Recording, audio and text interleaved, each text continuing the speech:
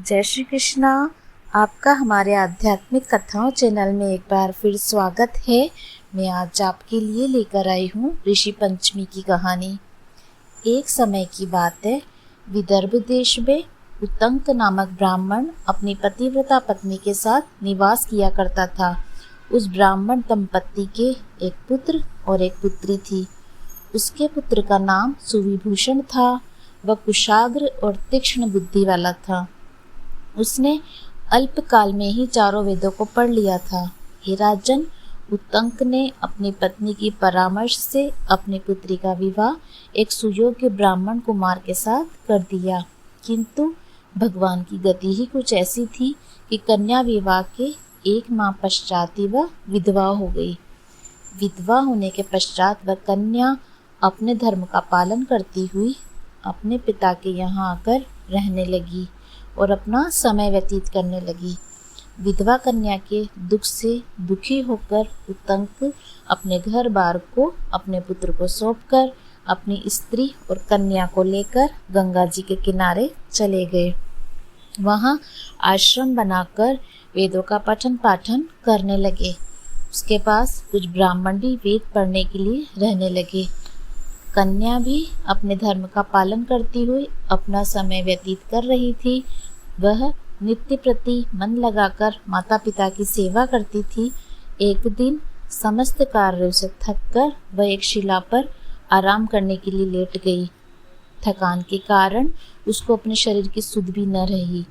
भगवान की गति से अर्धरात्रि के समय यकायक उसके शरीर में कीड़े उत्पन्न हो गए। शिष्यों ने जब उस कन्या के शरीर पर कीड़ों को देखा तो उन्होंने जाकर अपनी गुरु पत्नी को बताया। कन्या के शरीर में कीड़े पड़ जाने की बात सुनकर ब्राह्मणी कातर स्वर से विलाप करती हुई उसी शिला के पास पहुंची जहां उसकी कन्या बेसुध पड़ी थी। उसके शरीर पर कीड़ों को देखकर वह बहुत दुखी हुई और विलाप करती हुई ब्राह्मणी अचेत हो गई। जब उसे चेत हुआ तो उसने अपनी सोती हुई कन्या को गोदी में उठाया और अपने पति के पास ले जाकर रख दिया। कन्या की दशा को देखते हुए ब्राह्मणी ने अपने पति से कहा, हे स्वामी, आप कृपा कर मुझे यह बताएं, मेरी इस साध्वी कन्या की दुर्दशा किस दुष्कर्म के कारण हुई है। अपनी भार्या की बातों को सुनकर उत्तंक पुनः थोड़ी देर के लिए शांत होकर हृदय में भगवान का ध्यान करने लगे। उन्होंने अपनी ज्ञान शक्ति के द्वारा कन्या के पूर्व जन्म के समस्त वृत्तांतों को जान लिया। तब वे अपने नेत्रों को खोलकर बोले, हे प्रिय, ये कन्या अपने पहले जन्म में एक ब्राह्मणी थी। उस समय इसने रजस्वला होते हुए भी एक समय घर के घड़े आदि बर्तनों को छू लिया था। उसी पाप के कारण इसके शरीर में कीड़े पड़ गए हैं।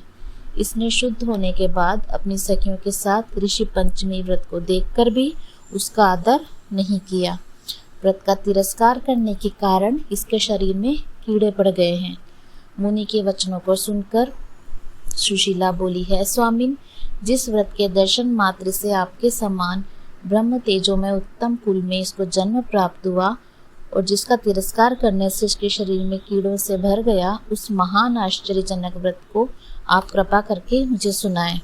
उत्तंक प्रसन्न होकर बोले, हे सुशीले, यह व्रत समस्त व्रतों में उत्तम है। इसके प्रभाव से समस्त पाप नष्ट हो जाते हैं। इस व्रत को धारण करने वाले निश्चय ही दैहिक, भौतिक और दैविक तीनों प्रकार के कष्टों से छूट जाते हैं। व्रत को धारण करके स्त्रियां सौभाग्य को प्राप्त करती है। यह महान व्रत भादो मास के शुक्ल पक्ष में पंचमी को होता है। इस व्रत के प्रभाव से उसे अपने पूर्व जन्म का स्मरण रहता है। उम्मीद करती हूँ आपको ये कहानी पसंद आई होगी। अगर पसंद आई है तो लाइक एंड शेयर कीजिएगा एंड बेल आइकन का बटन दबाना ना भूलें। धन्यवाद।